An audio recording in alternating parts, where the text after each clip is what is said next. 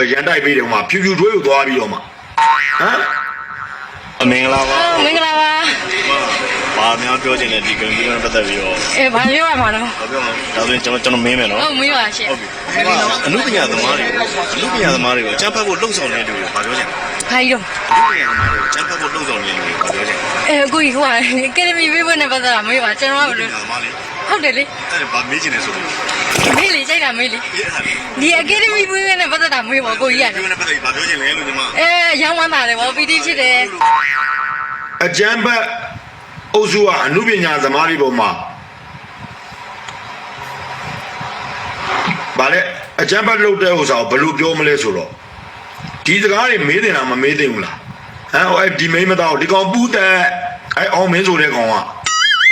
ဦးနေအောင်လဲလို့သွားမေးတယ်နော်ဦးနေအောင်ဒီကောင်းကြီးတော့ကိုကြောက်တောင်းမီပဲ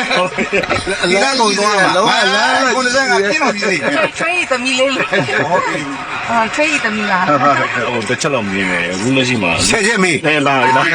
ဆက်ချက်မေးလက်ချက်မမေးနဲ့ခင်ဗျသိပြင်းစင်းတော့ပြင်းစင်းတော့ဘုံမတရားပြောတာရိုက်ခံရမှာဆိုတော့ဟိုကျွန်တော်တို့သိချင်တာပေါ့အခုလက်ရှိအနေထားမှာအမှုပညာသမားတွေချင်းချောင်းမှုတွေရှိတယ်အဲ့ဒါတွေတော့ဘာပြောနေလဲ